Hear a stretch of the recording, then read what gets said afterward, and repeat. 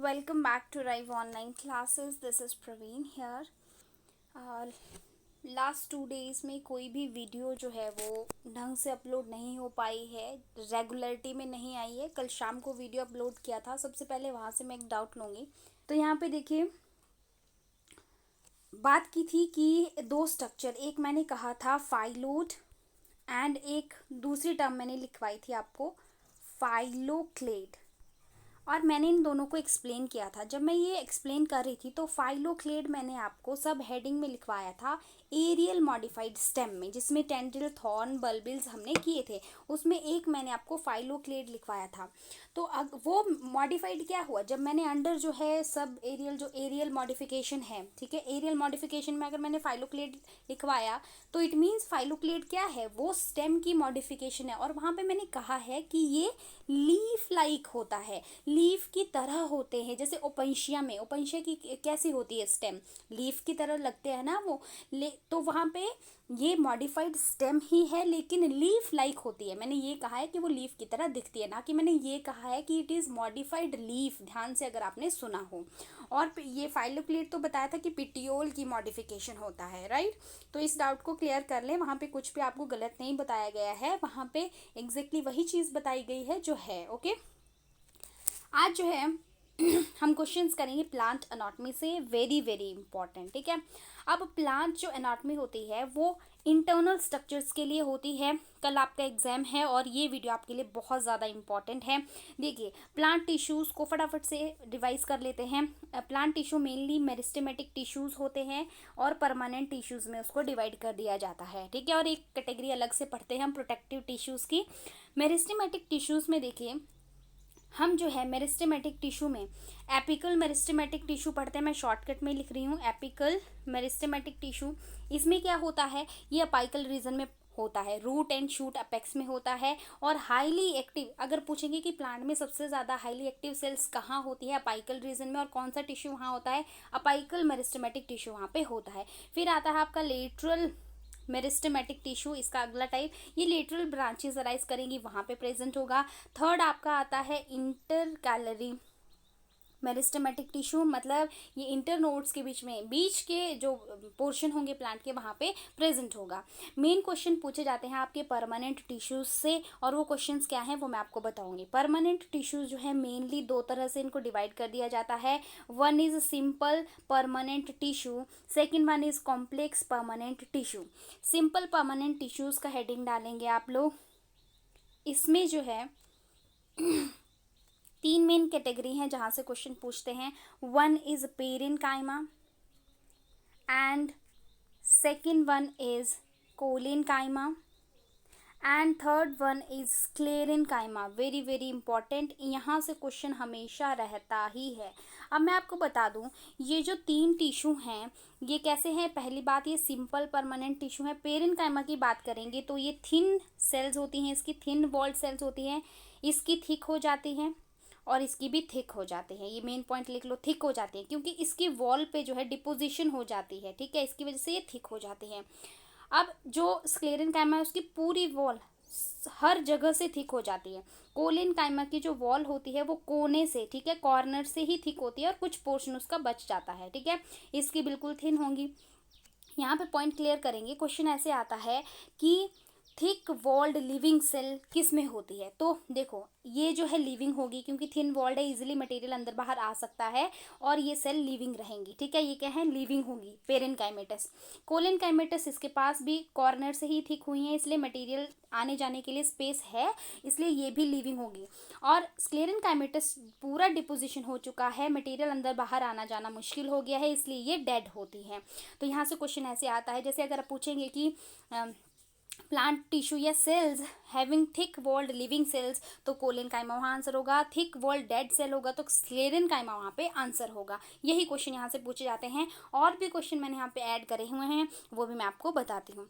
देखिए, पहले हम बात कर लेते हैं, हमने सिंपल परमानेंट टिश्यू की बात करी, अब आप कॉम्प्लेक्स परमानेंट टिश्यू का हेडिंग डालेंगे। इसमें आपके दो टिश्यू आते हैं, that is xylem and phloem. आपको पता ही है, नॉर्मल क्वेश्चन कई बार पूछ लेते हैं कि जाइलम जो है ट्रांसपोर्ट ऑफ वाटर करता है और फ्लोएम जो है ट्रांसपोर्ट ऑफ फूड करता है। अब आप इंपॉर्टेंट क्वेश्चंस लिखिए, important question from tissue. Tissue that found in the apex region that is apical meristematic tissue, tissue with thick walled living cell, क्या होगा, मैं कह रही हूँ थिक वॉल्ड लिविंग सेल, क्या आंसर होगा लिखिए। अगर आएगा tissue that found in the husk of coconut, ये क्वेश्चन रहता है हस्क ऑफ कोकोनट में, कोकोनट का जो बाहर का हस्क होता है उसमें कौन सा होता है टिश्यू, तो यहाँ पे आपका आंसर हो जाएगा स्क्लेरेन काइमा, ये जो है एनसीईआरटी में एज गिवन है, तो ये बहुत इंपॉर्टेंट हो जाता है। इसके बाद the tissue has the isodiametric cells, ये भी इंपॉर्टेंट है। मैंने कहा ऐसा कौन सा टिश्यू है जिसके पास आइसोडायमेट्रिक सेल्स होती हैं। आइसोडायमेट्रिक सेल्स का मतलब होता है सेम साइज की सेल्स होती हैं। तो जो सिंपल परमानेंट टिश्यू में हमने पेरेन्काइमा किया, ठीक है, उसकी सेल्स जो हैं एक जैसी दिखती हैं साइज और शेप में, उन सेल्स को हम आइसोडायमेट्रिक सेल्स, तो यहाँ पे आपका आंसर पेरेन्काइमा हो जाएगा। Next question, name the simple permanent tissue that involves in the photosynthesis, कौन सा टिश्यू फोटोसिंथेसिस में इन्वॉल्व होता है, तो लीफ की जो सेल्स होती हैं, लीफ की सेल्स में जो है वो पेरेन्काइमेटस टिश्यू होता है, जो जिसमें क्या है क्लोरोफिल होता है, तो यहाँ पे आपका आंसर पेरेन्काइमा हो जाएगा या पेरेन्काइमेटस टिश्यू हो जाएगा। Next question, companion cells are the part of, companion cell जो है आपको कंपोनेंट ऑफ जाइलम फ्लोएम भी याद रखने हैं। कंपेनियन सेल जो है वो आपके फ्लोएम का पार्ट होती है। मैं आपको और भी इसके कंपोनेंट बता देती हूँ। फ्लोएम है चाहे जाइलम है, उसके चार कंपोनेंट होते हैं। एक तो हो गया इसका कंपेनियन सेल्स होगी फ्लोएम में, फिर एक हो जाता है फ्लोएम पेरेन्काइमा, फ्लोएम फाइबर्स हो जाता है, ठीक है, और एक और इसमें होता है दैट इज सीव ट्यूब, ठीक है, सीव ट्यूब। ये सारे क्या हैं आपके फ्लोएम के 4 कंपोनेंट है। वैसे ही आपको जाइलम के भी 4 कंपोनेंट याद रखने हैं, ठीक है, तो इसके आपने रखने हैं, वन इज जाइलम पेरेन्काइमा, जैसे कि आपका उसमें फ्लोएम में होता है जाइलम पेरेन्काइमा, जाइलम फाइबर्स आ जाएगा, फिर यहाँ पे ट्रिकीड्स आ जाएंगे, ट्रिकीड्स, फिर जो है फोर्थ आ जाता है आपका वेसल्स, ठीक है। ये आपको 4 कंपोनेंट याद रखने हैं कि कौन सा किसका पार्ट है।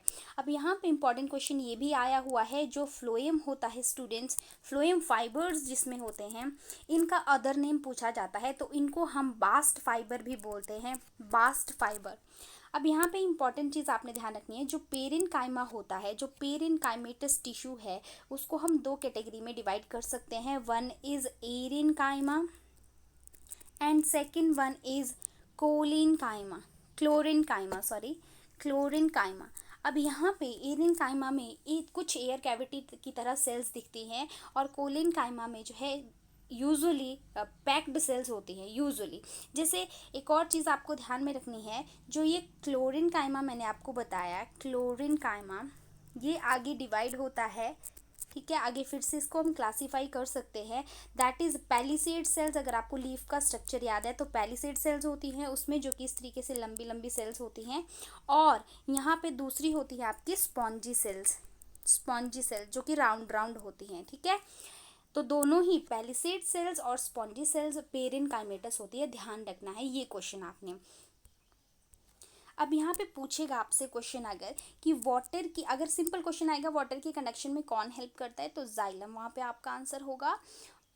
और अगर पूछेगा कि वाटर की लेटरल कंडक्शन में कौन हेल्प करेगा, लेटरल कंडक्शन लिखा होगा, तो वहाँ पे आपका आंसर हो जाएगा जाइलम पेरेन्काइमा, ओके।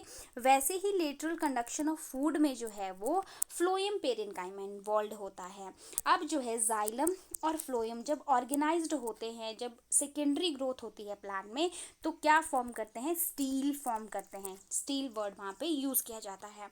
अब हमें पता है एक टिश्यू, देखो अगर क्वेश्चन आया नेम द टिश्यू और the tissue without protoplasm, plant के टिश्यू की बात कर रहे हैं, ऐसा कौन सा टिश्यू है जिसमें प्रोटोप्लाज्म नहीं है, तो यहाँ पे आपका आंसर हो जाएगा स्क्लेरेन्काइमेटस टिश्यू और स्क्लेरेन्काइमा, क्योंकि उसमें वो डेड है और उसमें लिविंग सेल्स नहीं होती हैं, थिक वॉल्ड होता है इसलिए, ठीक है। नेक्स्ट, ये क्वेश्चन पहले भी डिस्कस कर चुके हैं, अगर जो है वेस्कुलर बंडल में प्रोटोजाइलम अंदर है और मेटाजाइलम जो है बाहर की तरफ है, मेटाजाइलम यूजुअली बड़ा होता है और प्रोटोजाइलम छोटा होता है, मेटाजाइलम बाहर की तरफ है, प्रोटोजाइलम अंदर है, तो वहाँ पे हम क्या उसको बोलते हैं, उस कंडीशन को हम एंडार्च कंडीशन बोलते हैं। और इससे अपोजिट हो जाएगा, मतलब कि मेटाजाइलम अंदर और प्रोटोजाइलम पेरिफेरल साइड को होगा, तो इस कंडीशन को हम एक्सार्च कंडीशन कहते हैं। ये क्वेश्चन भी बहुत बार पूछा जाता है। Next question, presence of vessels, ठीक है, वेसल्स की प्रेजेंस होना ये करेक्टरिस्टिक फीचर कंसीडर किया जाता है किसका, एंजियोस्पर्म्स का करेक्टरिस्टिक फीचर। आगे इसी के बेसिस पे would, soft wood, hard would वगैरह होते हैं, वो भी मैंने क्वेश्चन ऐड करे हुए हैं, हम लोग इस वीडियो में वो भी डिस्कस करेंगे। नेक्स्ट, जो मैंने कहा ट्रेकीड्स कहा मैंने किसके कंपोनेंट होती है या किसका एलिमेंट या किसका पार्ट होता है, तो ये जाइलम का कंपोनेंट होता है और ये डेड होता है, आपको ध्यान में रखना है। नेक्स्ट, जाइलम पेरेन्काइमा को, जाइलम पेरेन्काइमा को और एक और टर्म हम यूज़ करते हैं, इसको हम स्टूडेंट्स क्या बोल सकते हैं, that is a would parenchyma, ठीक है, वुड पेरेन्काइमा हम इसे बोलते हैं। नेक्स्ट क्वेश्चन, क्लोज्ड और ओपन वेस्कुलर बंडल कैसे होते हैं, ये क्वेश्चन भी रहता है। देखिए कोई वेस्कुलर बंडल है और इसके एक तरफ को ये मैंने बना दिया यहाँ पे जाइलम और ये है फ्लोएम।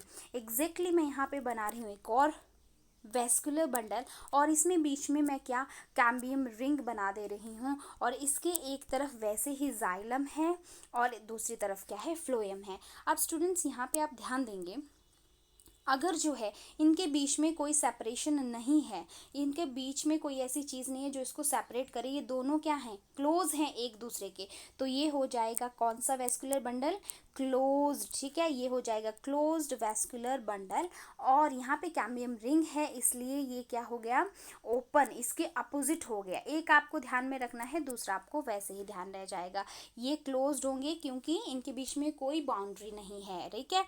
नेक्स्ट क्वेश्चन, एक अलग से जो स्टोमेटा होता है आपका, ठीक है, स्टोमेटा है ये आपका एपिडर्मल टिश्यू होता है, एपिडर्मल, क्योंकि एपिडर्मिस जो होती है उस पे ये प्रेजेंट होता है, ठीक है। वहाँ से भी मैंने आपको क्वेश्चन करवाए थे, मेन स्टोमेटा पे अलग वीडियो अपलोड करा था। तो यहाँ पे मैं आपको बता दूँ कि जो बीन शेप्ड स्टोमेटा होते हैं वो किस में कॉमन होते हैं, तो वो डाइकोट्स में कॉमन होते हैं। बीन शेप्ड किस में होंगे, डाइकोट्स में। और दूसरी शेप पूछी जाती है डम्बल शेप्ड, एक second, that is dumbbell shaped, तो वो होते हैं आपके मोनोकॉट्स में कॉमन।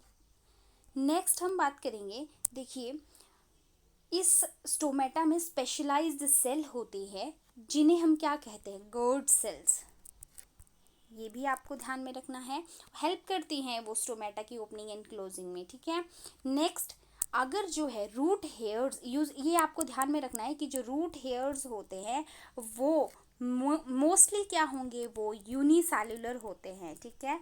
और स्टेम पे जो हेयर होते हैं वो मल्टी सेल्युलर होते हैं और उनको हम ट्राइकोम्स भी बोलते हैं। वेस्कुलर बंडल से एक और दो टर्म आपको याद रखनी है। देखिए कोई वेस्कुलर बंडल है, मान लो मैं ये पूरा स्टेम का या किसी रूट का पोर्शन बना रही हूँ, दो यहाँ पे कंडीशंस हैं, एक में मैं जो है वेस्कुलर बंडल इस तरीके से बना रही हूँ, ठीक है, इस तरीके से बना रही हूँ जिसमें जो है जाइलम ये है, मैंने जो थिक कर दिया, ये जो है जाइलम है, मान लो ये फ्लोएम है, इस तरीके से अरेंज्ड है ये, ठीक है, जाइलम फ्लोएम एक साथ है, इसमें जाइलम ये रहा और फ्लोएम ये रहा। और दूसरा मैं बना रही हूँ जिसमें क्या है, ये मान लो मैंने जाइलम बना दिया अलग से और इसके साथ में फ्लोएम यहाँ पे है, फ्लोएम अलग है, जाइलम के साथ नहीं है बल्कि सेपरेट है, ऐसी दो कंडीशंस आती है। तो यहाँ पे क्या आपका टर्म्स यूज़ होती है, देखिए अगर इस तरीके का वेस्कुलर बंडल हो जिसमें जाइलम फ्लोएम क्लोजली है, मतलब वो क्लोज वेस्कुलर बंडल वहाँ पे है, तो इसको हम बोलते हैं कंजॉइंट वेस्कुलर बंडल और इस कंडीशन को हम बोलते हैं रेडियल वेस्कुलर बंडल, ठीक है। चलिए नेक्स्ट बात करते हैं हम अनॉटमी की। ये तो थोड़ा सा हमने लीफ और स्टेम की बात होगी, जाइलम फ्लोएम की बात होगी। अब यहाँ पे कुछ क्वेश्चन आपको एनॉटमी ऑफ रूट से मैं बताऊंगी। रूट आप हेडिंग डाल लो, अनॉटमी किसकी, रूट की अनॉटमी से क्वेश्चन, वेरी वेरी इंपॉर्टेंट। देखिए पहली एक टर्म आपको याद रखनी है, दैट इज एपिब्लेमा।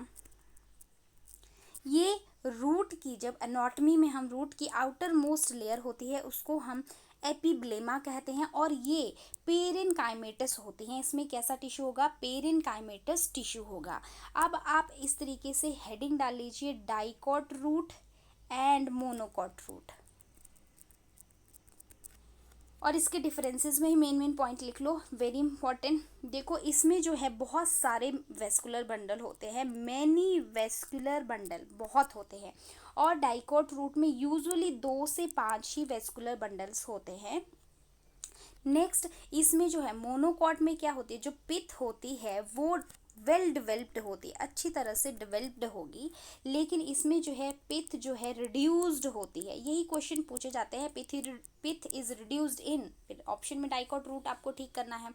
इसके बाद नेक्स्ट पॉइंट आप लिखेंगे मोनोकॉट में। देखो यहाँ पे डाइकोट में पहले लिखो कि कंजक्टिव टिश्यू जो होता है वो इसका पेरेनकाइमेटस होता है। लिखिए पेरेनकाइमेटस होगा, और इसका टिश्यू जो है वो कंजक्टिव टिश्यू क्या होगा, स्क्लेरेनकाइमेटस। और स्क्लेरेनकाइमेटस टिश्यू कैसा होता है, डेड होता है, ठीक है। रेयरली ये पेरेनकाइमेटस होता है, लेकिन मोस्टली क्या होगा, ये डेड होता है। कंजक्टिव टिश्यू क्या होता है स्टूडेंट्स, कंजक्टिव टिश्यू जो है सेल्स, पेरेनकाइमेटस सेल्स होती है जाइलम और फ्लोएम के बीच में, राइट। अब जो डाइकोट रूट्स होती हैं उनमें सेकेंडरी ग्रोथ होती है, डाइकोट्स प्लांट में सेकेंडरी ग्रोथ होती है, यूजुअली मोनोकॉट में नो सेकेंडरी ग्रोथ होती है, ठीक है, कोई सेकेंडरी ग्रोथ वहाँ पे नहीं होगी। ये मेन पॉइंट्स हैं। नेक्स्ट क्वेश्चन यहाँ से रहा था प्रीवियस ईयर ये, कि लेटरल जो रूट्स हैं, लेटरल रूट अराइज फ्रॉम, तो पेरिसाइकिल से वो अराइज करती है, ओके। एंड मैंने आपको कहा कि एपिब्लेमा मैंने आपको टर्म लिखवाई, outermost parenchymatous layer of root. इसके पास एपिब्लेमा डू नॉट हैव क्या नहीं होगा इनके पास, स्टोमेटा, ठीक है, स्टोमेटा इसके पास नहीं होते हैं। नेक्स्ट हम बात करेंगे स्टेम की। मेन क्वेश्चन ही मैं यहाँ पे डिस्कस कर रही हूँ टू सेव द टाइम, क्योंकि कल पेपर है। देखिए स्टेम की अनॉटमी के बारे में, डाइकोट और मोनोकॉट वैसे ही हेडिंग आप डाल लीजिए, एक तरफ आप डाइकोट लिख लीजिए यहाँ पे, और यहाँ पे आप मोनोकॉट स्टेम लिख लीजिए। अब देखो मेन पॉइंट हम करेंगे, डाइकोट में क्या होता है, ऐसे स्टेम है तो इसके वेस्कुलर बंडल इस तरीके से रिंग में अरेंज होंगे, इस तरीके से। तो ये क्वेश्चन आता है कि रिंग में वेस्कुलर बंडल किस में अरेंज होते हैं, डाइकोट स्टेम में, और इसमें स्कैटर्ड होते हैं, मतलब यहाँ पे कहीं मर्ज जो है बीच में ऐसे स्कैटर्ड होंगे। तो scattered vascular bundle is the characteristic feature of monocot stem. अब इसमें डाइकोट में यहाँ पे बहुत ज़्यादा होते हैं, ठीक है, मैनी वेस्कुलर बंडल होते हैं, और यहाँ पे फ्यू वंस, ठीक है, फ्यू होते हैं। सेकेंडरी ग्रोथ किस में होगी, मैंने कहा कि डाइकोट में होती है सेकेंडरी ग्रोथ, ठीक है, और मोनोकॉट में यूजली सेकेंडरी ग्रोथ नहीं होती है। ये क्वेश्चन ये आ रखा था कि जो डाइकोट स्टेम है उसमें वेस्कुलर बंडल जो है ओपन होता है और कंजॉइंट होता है। तो मैंने आपको क्लियर कर दिया कंजॉइंट क्या टर्म हुई और ओपन क्या टर्म हुई। वैसे यहाँ पे क्या होता है, वेस्कुलर बंडल अपोजिट हो जाएगा, ठीक है, क्लोज्ड हो जाएगा, क्लोज्ड होता है क्योंकि वहाँ पे वेस्कुलर बंडल में जो है वो कैम्बियम रिंग होती है, और यहाँ पे ये कंजॉइंट वेस्कुलर बंडल ही होता है लेकिन क्लोज्ड होता है। नेक्स्ट क्वेश्चन लिखेंगे आप, मैंने आपको बताया कि सेकेंडरी ग्रोथ होती है, ठीक है, यूजुअली डाइकोट्स में होती है। तो सेकेंडरी ग्रोथ में स्टेम जो है, अगर स्टेम में सेकेंडरी ग्रोथ हो रही है तो उसकी वजह से क्या बनेगा, वुड बनेगा, ठीक है, वुड बनेगा। और देखिए एनुअल रिंग्स से क्वेश्चन रहता है, एक एनुअल रिंग्स, ये एक करेक्टरिस्टिक फीचर होता है सेकेंडरी ग्रोथ का। जब सेकेंडरी ग्रोथ होगी तभी, जैसे स्टेम में क्या होता है, कुछ डार्क पोर्शन होता है, इस तरीके की रिंग्स बनी होती हैं, कुछ लाइट होती हैं कुछ डार्क होती है, और इनको काउंट करके ही हम क्या करते हैं, किसी भी प्लांट की एज पता करते हैं, ठीक है, इन रिंग्स को काउंट करके। और इस प्रोसेस को, जिसकी वजह से हम काउंटिंग कर रहे हैं और हमें पता चल रहा है किसी प्लांट की एज, उसे हम क्या कहते हैं, डेंड्रोक्रोनोलॉजी। ये क्वेश्चन भी बहुत इम्पॉर्टेंट है, ठीक है, डेंड्रोक्रोनोलॉजी। नेक्स्ट मैं बात करूँगी वुड की वुड के बारे में इम्पॉर्टेंट क्वेश्चंस हम यहाँ पे करेंगे। तो क्या रहता है, पहली बात आपको एक टर्म क्लियर यहाँ करनी है, दैट इज इंट्राफैसिक्यूलर कैम्बियम। क्या होता है फैसिक्यूलर कैम्बियम, ये होता है, ये इंटरफेसिकुलर कैम्बियम वो होता है, ऐसी सेल्स इसको बनाते हैं जो कहाँ पे प्रेजेंट होती हैं, between the primary xylem and primary phloem. ठीक है, नेक्स्ट इज बॉटनी में जो है वुड जो होती है, वो जो आपका सेकेंडरी जाइलम होता है, इसी को जो है वुड कंसीडर किया जाता है। वुड से कुछ क्वेश्चंस इंपॉर्टेंट हम करेंगे, दैट इज एक आप डाल लो हेडिंग सॉफ्ट वुड और दूसरा आप डाल लो हार्ड वुड। अब ऐसा नहीं है कि सॉफ्ट वुड वर्ड सॉफ्ट लगाए तो सॉफ्ट होगी एकदम, नहीं, ऐसा नहीं होता है। पहले मैं आपको एग्जांपल ही दे देती हूँ, एग्जांपल से शुरू करते हैं। सॉफ्ट वुड में आ जाएंगे आपके जिम्नोस्पर्म्स और हार्ड वुड में आ जाते हैं एंजियोस्पर्म। एग्जाम्पल याद रखना है एकदम माइंड में। क्या होता है, सॉफ्ट वुड में एक्चुअली वेसल्स नहीं होते, vessels are absent in softwood and vessels are present in angiosperm, इसीलिए vessels are the characteristic feature of angiosperm. और ये जो सॉफ्ट वुड होती है एक्चुअली ये नॉन पोरस होती है और ये कैसी होती है, पोरस वुड होती है। ये मेन पॉइंट यहाँ से याद रखनी है आपको। फिर आप हेडिंग डालो सैप वुड और हार्डवुड। सैपवुड और हार्डवुड का नेक्स्ट हेडिंग डालो। क्या होता है, देखो सैपवुड में यूजुअली क्या होता है, ये यंगर होती है, नई नई बनी होती है प्लांट में, ये ओल्डर होगी। ठीक है, इसमें क्या होगा, लिविंग सेल्स ज़्यादा होंगी, लिविंग यंगर है तो लिविंग, और इसमें क्या है, डेड सेल्स भी होंगी। अब डेड है, ये रेजिस्टेंट होती है पैथोजन के लिए, लिखो hardwood is resistant for pathogen, और ये रेजिस्टेंट नहीं होती हैं। यूजुअली सैपवुड क्योंकि नई नई बन रही है इसलिए क्या होगी, लाइट कलर की होगी, लाइट कलर होगा इसका, और ये डार्कर होती है, देखने में डार्क लगती है। ठीक है, अब जैसे फॉर एग्जांपल अगर मैं वुड के किसी पीस की बात करूँ तो हाफ पीस हम देखेंगे, इसमें जो है सबसे बाहर बार्क होती है, फिर यहाँ पे जो यह वाला जो पोर्शन होगा यहाँ पे होगी आपकी सैप वुड, और अंदर वाली जो वुड होगी वो आ जाएगी आपकी हार्ड वुड में, जो कि थोड़ी डार्क कलर की होगी, जिसको आप देख सकते हो, जो ट्री ट्रंक होता है उसको कट करके डार्क और लाइट पोर्शन यूजुअली आप देख सकते हैं। ठीक है, ये इंपॉर्टेंट क्वेश्चन यहाँ से आते हैं। और एक और क्वेश्चन यहाँ पर को ध्यान रखना है, जो हर्ट वुड है क्योंकि ओल्डर हो जाती है, डेड हो जाती है, क्योंकि वहाँ पे कई बार क्या हो जाती है, डिपोजिशन हो जाती है, फॉर एग्जांपल ऑयल की, गम की या फिर रेजिन की वहाँ पे डिपोजिशन हो जाती है। नेक्स्ट आप लिखेंगे अर्ली वुड। मैं मेन पॉइंट ही, वैसे ये अर्ली वुड सैप वुड वगैरह सेपरेट टॉपिक हैं, बहुत डिटेल में इस पर बात हो सकती है, लेकिन हम यहाँ पे टाइम वेस्ट नहीं करें क्योंकि कल एग्जाम है। ओके, अर्ली वुड होता है जो कि बनती है, कब बनती है, इन दी स्प्रिंग सीजन, स्प्रिंग और एंड समर लिख लेंगे आप। ठीक है, समर, स्प्रिंग एंड समर में बनती है। और ये जो है लेट वुड जो है वो अनफेवरेबल कंडीशन में ज़्यादा बनती है। पहली बात यहाँ पे आप ध्यान रखोगे, जो अर्ली वुड है वो फेवरेबल कंडीशंस में बनती है, फेवरेबल कंडीशन में, ये अनफेवरेबल में बनती है।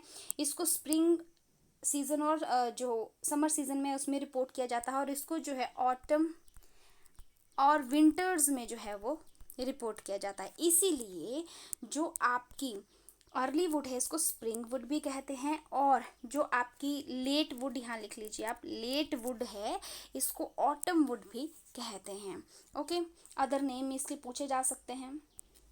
नेक्स्ट इम्पॉर्टेंट बात करेंगे हम यहाँ पे पेरिडर्म की।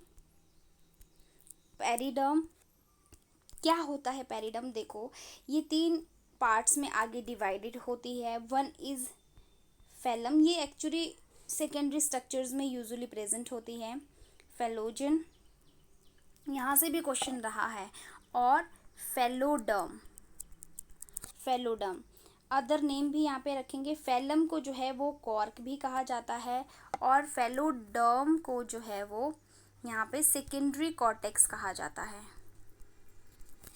अब यहाँ से क्वेश्चन इंपॉर्टेंट ये होता है कि जो फेलोजन, सेंटर वाली मैंने आपको फेलोजन लिखवाई, ठीक है, इस तरीके से फेलोजन, ये जो फेलोजन होती है जब इसमें एक्टिविटी होगी, सेकेंडरी एक्टिविटी होगी इनकी सेल्स में, फेलोजन की सेल्स में, तो ये इनर वाली साइड को, किस वाली साइड को, ये क्वेश्चन आया है, इनर साइड को क्या करेगी, ये फॉर्म करेगी सेल सेकेंडरी कॉर्टेक्स के लिए, ठीक है, सेकेंडरी कॉर्टेक्स बनाएगी।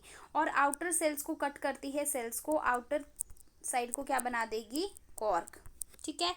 तो मतलब जैसे कोई स्टेम का पोर्शन है, सबसे बाहर क्या होगा आपका कॉर्क, जिसको हम फैलम कहते हैं, मैं यहाँ लिख देती हूँ फैलम। और उसके बाद क्या होगा, फेलोजन होगा, उसके बाद क्या होगा आपका फेलोडर्म, जिसको हम क्या कह देते हैं, सेकेंडरी कॉर्टेक्स कह देते हैं।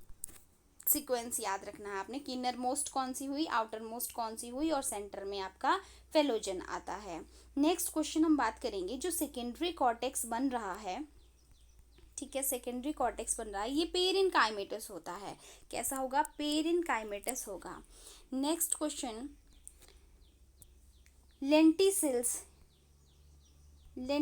होती हैं, कहाँ पे होती हैं, ये आपकी स्पेशलाइज्ड सेल होती है जो कि यूजुअली स्टेम पे प्रेजेंट होती है और रेस्पिरेशन, एक्सचेंज ऑफ गैसेस में हेल्प करती हैं। Next, most durable would overall जो माना जाता है वो टीक वुड को माना जाता है। टीक वुड को ओवरऑल बात कर रही हूँ मैं। टीक का आप साइंटिफिक नेम भी याद रखेंगे, टिक्टोना ग्रैंडिस। और अगर सॉफ्ट वुड पूछेंगे, मोस्ट ड्यूरेबल सॉफ्ट वुड पूछा, अब सॉफ्ट वुड किस में था, सॉफ्ट वुड हमने पढ़ा था जिम्नोस्पर्म में, ठीक है, क्योंकि वेसल्स एब्सेंट थे वहाँ पे। तो यहाँ पे आपका आंसर क्या हो जाएगा, सिड्रस देवदारा, जो सारे शिमला में बहुत सारे देवदारा के ट्री होते हैं, वो इसका आंसर हो जाएगा, ठीक है। तो ये हो गए आपके इम्पॉर्टेंट क्वेश्चन। सेकेंडरी ग्रोथ से भी कर लिए हमने, स्टेम से भी कर लिए, रूट से भी थोड़े बहुत बता दिए। अब थोड़े से लीफ के आप देख लेंगे क्योंकि वो भी इम्पॉर्टेंट हैं। फिर इसके बाद प्रीवियस ईयर क्वेश्चन मैं डिस्कस कर लूँगी इसी वीडियो में, ठीक है। एक वीडियो आपको अभी ये मिल जाएगा। देखो, लीफ जो है डॉर्सी वेंट्रल लीफ और आइसोबाइलेटरल लीफ होती हैं, दो तरह की, ठीक है। डॉर्सी वेंट्रल लीफ और दूसरी टर्म मैंने कही दैट इज आइसोबाइलेटरल लीफ। अब दोनों में डिफरेंस क्या रहता है, जो आइसोबाइलेटरल होती है, पहले आप वो लिखेंगे आइसोबाइलेटरल जो है, बाइलेटरल वर्ड यूज हो रहा है वहाँ पे, बाइलेटरल, बाई वर्ड आपने याद रखना है, बाई मतलब दो तरफ को, जैसे लीफ है दोनों तरफ उसके क्या होंगे, स्टोमेटा, दोनों सरफेस पे स्टोमेटा जो है उसके प्रेजेंट होंगे। आइसोबाइलेटरल मेन डिफरेंस है ये। और ये पूछा जाता है कॉमन किस में होती है आइसोबाइलेटरल, जो मोनोकॉट प्लांट होते हैं उनमें ये कॉमन होती हैं। और यूजुअली यहाँ पे जो आइसोबाइलेटरल लीफ होती है, इसमें जो है पैलिसेड